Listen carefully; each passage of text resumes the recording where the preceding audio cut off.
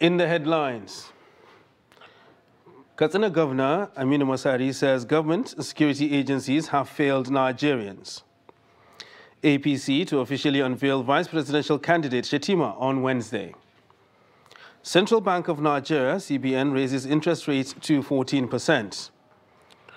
And on the foreign scene, 22 dead, 33 injured in Egypt bus crash. Hello and welcome to Trust TV News Update. I am Ibrahim Yusuf.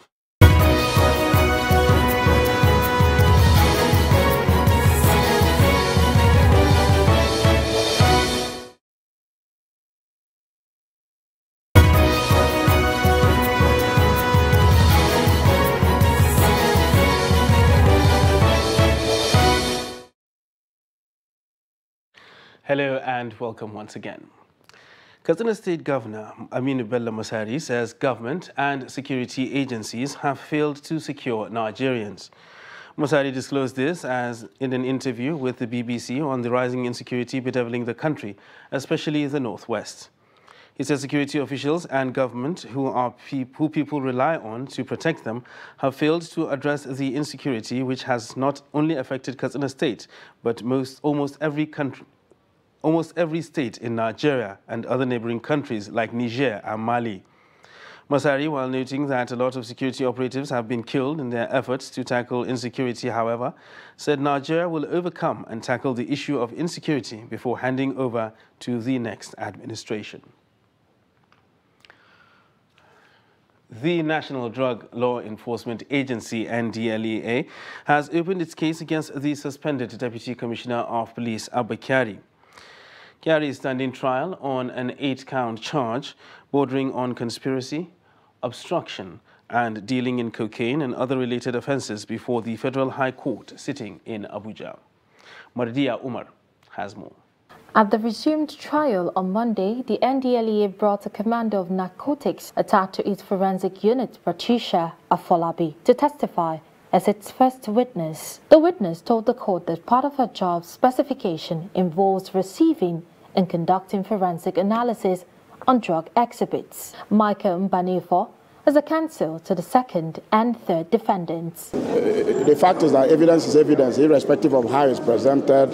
Every evidence is outstanding in the first instance. That's why it's referred to as evidence.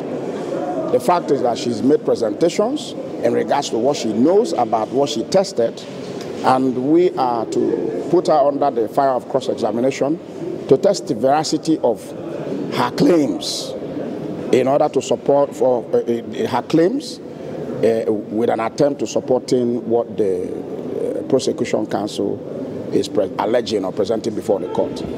Meanwhile, Justice Emeka Nwite has fixed Wednesday, 20th July, to hear the fresh application for bail by the defendants alongside DCP Kyari.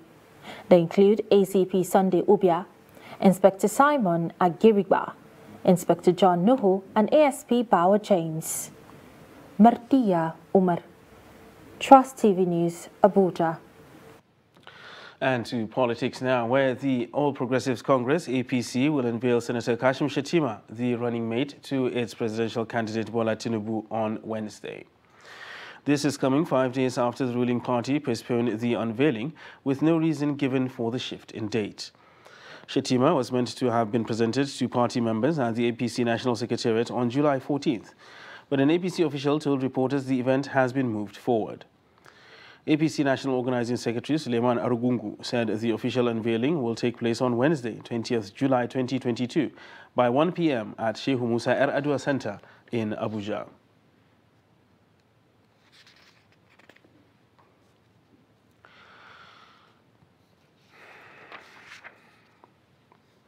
The New Nigeria People's Party, NNPP, on Monday officially unveiled Bishop Isaac Idahosa as the running mate to his presidential candidate, Senator Rabiu Musa Kwankwaso.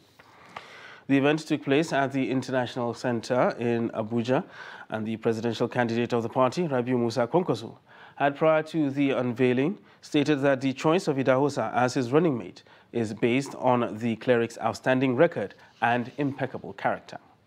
Ladies and gentlemen, the purpose of this gathering is to officially present to the good people of Nigeria the patriot that you have carefully chosen to join me on the presidential ticket of the NNPP as my running mate. Fellow compatriots, I present to you the next Vice President of the Federal Republic of Nigeria, His Excellency Bishop Isaac Idahosa, PhD. On behalf of myself and my entire family, I humbly accept the nomination as the Vice Presidential candidate of His Excellency Engineer Dr. Rabiu Musa Kwankwaso under the umbrella of our great party, the NNPP. At this critical junction of our nation's history, our country deserves a fresh start, and Nigerians deserve a fresh new idea, a fresh deal that will steer away the country from division and hate. Meanwhile, tragedy was averted along the Bauchi-Maiduguri highway when a Toyota car ran into animals, with the herder escaping by whiskers. The incident, which occurred at Ganjua local government area of Bauchi State when the bus was crossing an international cattle route near Dabenkaswa, left one of the cows dead, while 2 others and a donkey were critically injured. Adamu Imam completes the story. The herder Alhaji Lawal Usman told journalists at the scene of the accident that he was heading to Niger Republic from Cameroon when the incident happened. Trust TV captured the mood at the scene shortly after the accident. Free flow of traffic was temporarily affected as more herders were seen crossing their animals through the cattle road, which was established during the military era of Olusegun Obasanjo. We're crossing Bauchi-Maiduguri highway when the vehicle lost control and crashed into my animals. I was lucky to have escaped.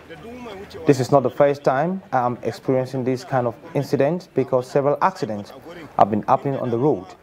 Government should do something about the portion of the road that usually causes these accidents. Leader of the community, Abubakar Muhammad, who is known as the Chiroma of the Benkaswa, appealed to the federal government to address the problem of cattle route in Nigeria. The government has to build speed breakers, erect a signpost, or come up with some kind of mechanism that will alert motorists of the cattle route here. The accident happened because of the difficulty the animals face trying to cross the road. He, however, urged drivers to be more cautious when plying major highways to avoid accidents. Drivers should understand that even though this is highway, it is not a ticket for them to overspeed or not to observe traffic regulations, because such habits will always result in accidents on major highways. The bus driver, who declined comments on camera, however, told reporters that he was on his way to Bauchi from Darazo when he suddenly encountered a fog that affected his vision. Adam Imam, Trust TV News, Bauchi. And no fewer than 500 residents of Loko, one of the top agrarian areas of Song local government area of Adamawa State, have been rendered homeless. This was as a result of heavy rainfall on Sunday, which lasted for about 10 hours. Salis Lawal reports that the heavy downpour washed away farm inputs worth millions of naira. A report.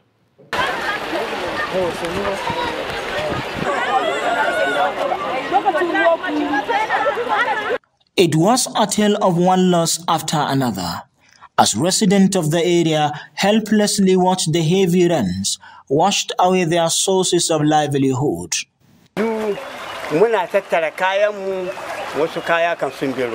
It's actually the will of God, but the flood has seriously affected us. Most of our belongings have been washed away. Indeed, we the people of Loko have suffered losses.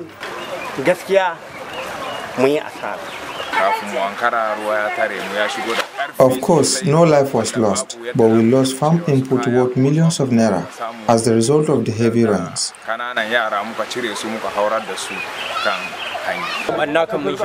Seriously, the heavy downpour have wreaked havoc on us, especially with the farmers, as we lost many of our valuable things, especially foodstuff, alongside document.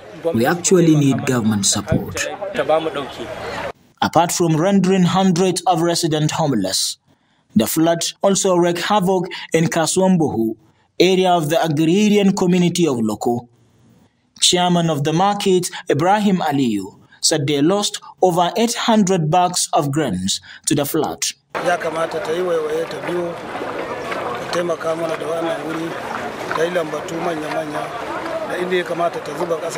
are calling on the government to help us provide drainages to the waterways in Loko, because sincerely, lack of the drainages has been a major cause of the flooding.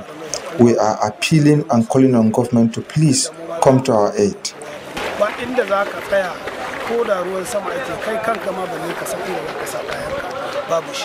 Some local government chairman, Gidado Abdul Salam, visited the areas affected and commiserated with the victims. He promised timely intervention to the victims to caution the hardship occasioned by the flooding.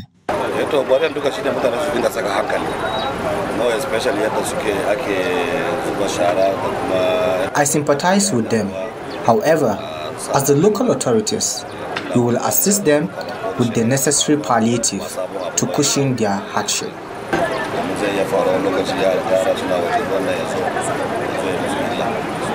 Last year, Loko settlement area was among the most hit areas by flooding, according to the National Emergency Management Agency. From Yola, Salis Lawan, Trust TV News. And to health matters now, where the Borno state government has recorded its first case of monkeypox in Maiduguri and Biu local government. Confirming the reported cases, the Commissioner for Health, Muhammad Arab, said one person tested positive to the disease at the University of Maiduguri Teaching Hospital, while the other was discovered in Biu local government. Arab added that one patient has already been discharged. He said the Ministry of Health is prepared to contain the spread as it is in communication with foreign health organizations and called on residents to live hygienic lives. What are the preparatory measures we put in place? Very critical. And again, in that regard, we have at the level of the primary healthcare development agency, at the level of the ministry, at the level of the HMB, we have people that coordinate and we feed you with the information, and we even feed the national through our appropriate channels. At the moment, we have sent about 4 samples from suspected cases, and 3 of them are positive. Like the Honorable Commissioner rightly said, 2 were on admission at the University of Maiduguri Teaching Hospital, and 1 from Biu. The good thing about it is that about a week back, 1 was even discharged, and others were improving. So there was no life-threatening complications for those 3 patients.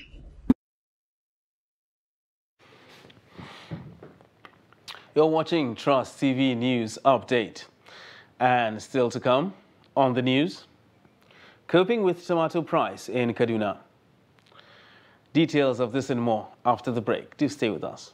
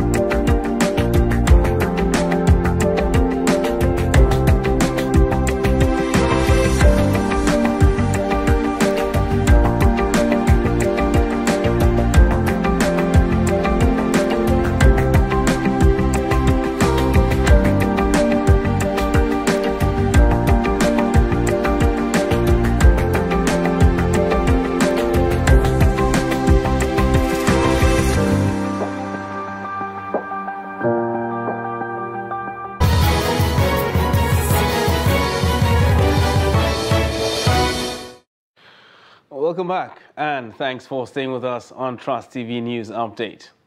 Now, a recap of our top stories. Katsina Governor Aminu Masari says government security agencies have failed Nigerians. And APC to officially unveil vice presidential candidate Shettima on Wednesday. Now, in other news, two secondary school students, Naima Hussaini and her classmate, Righteous Samuel, of Government Secondary School Ukuru in Ongwendoki of Jos South Local Government Area of Plateau State, are warming the hearts of many across the nation after they returned the sum of 250,000 naira they found in the school premises. The students found the money during break time and decided to take it to their school teacher, saying it was morally wrong for anyone to hide money or anything that was not theirs. Ado Musa completes the story. This is Government Secondary School Bukuru, located in Angwan Kanan of Jos South Local Government Area of the state, where the student found the money. One of the students, Naima Hussaini, who reside around First Bank Bukuru, said when they found the money, it didn't come to her mind to spend it, since it wasn't theirs. I saw our friends standing. I decided to go and talk to them. As we were gisting, the man left. We now started, right? My friend was looking at herself in the mirror, and we now saw something with leather. And she now asked me that what's inside, and I said I don't know. That I should check, and I say you check. We were even saying that she said I should check. I say you check, and I check. We now saw his money. Then we now decided to return it to one of our. On her part, Righteous Samuel attributed the ease of arriving at the decision to return the money to parental upbringing, adding that her parents have always questioned her against such acts. We saw our friends and we decided to go and meet them. We went out of the class. When we went out of the class, we were now gisting with our friends. After we finished gisting, we were standing beside the red car. So I saw something in a leather. I decided to tell my friend, let's check what is inside the leather. So when we checked inside, we saw money inside. Ezekiel Yarima, the teacher whom the student returned the money to, expresses happiness over the development, saying he was surprised to see the student returning such a huge amount of money and asked him to look for the owner.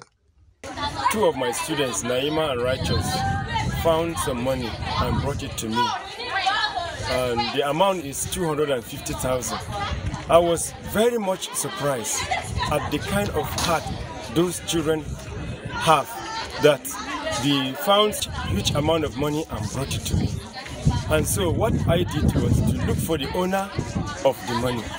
I first of all asked them where they found the money, and they told me that it was beside the red car. So I quickly went to look for the man with the red car, and he happens to be a supervisor of NAPTEP examination.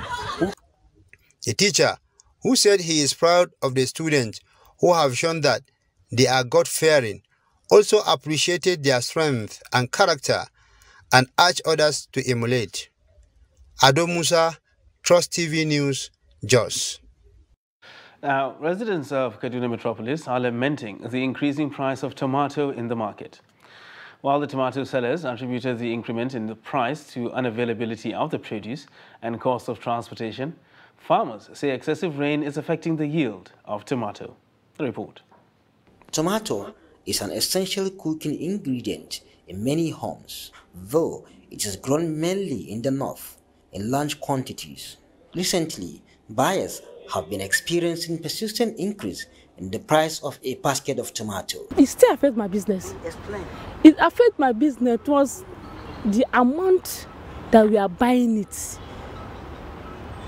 We use amount to go and buy the tomato. It will not be enough to use it and serve the people and get profit. We use the profit and buy tomato. To be honest, the price is high. Although during Eid al-Kabir, the price was higher, but now it has dropped. The price is up, unlike the way we used to buy before.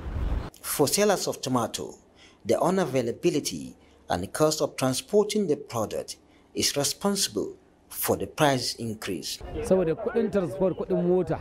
Cost of transporting tomato is high.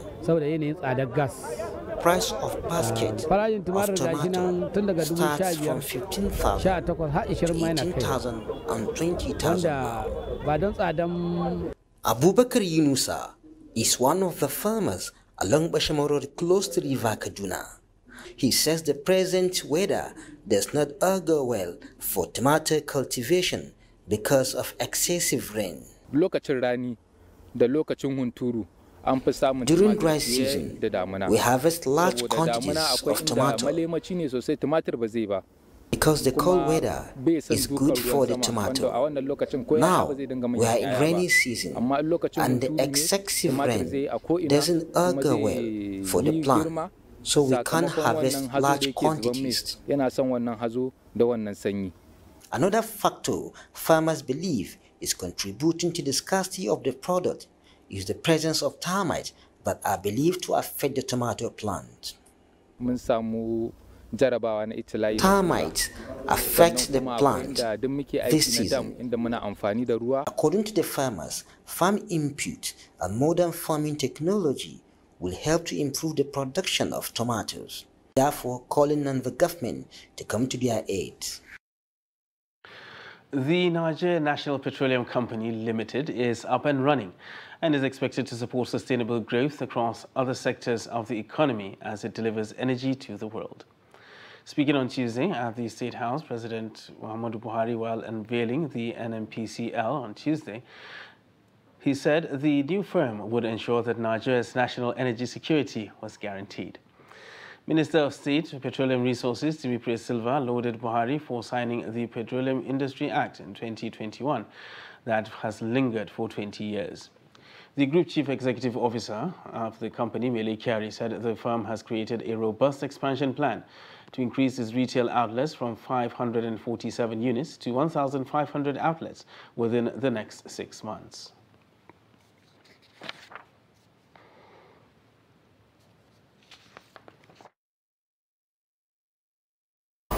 We are grateful, Your Excellency, Mr. President, for your insightful leadership and sustained commitment to the growth and prosperity of our great nation. History has continued to record your exceptional visions and lasting positive impacts they make.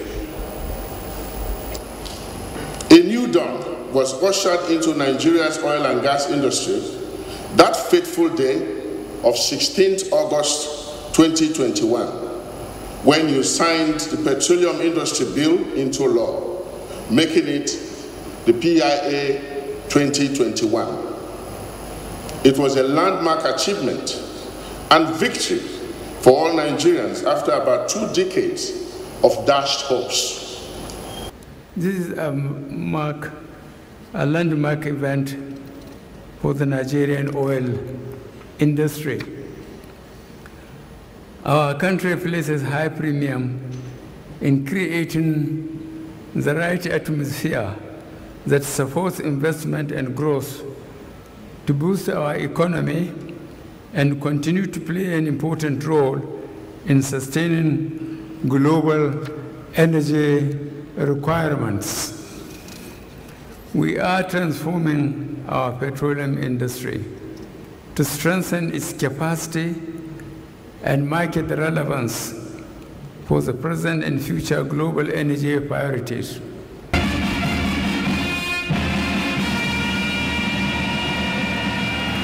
The egg is finally cracked.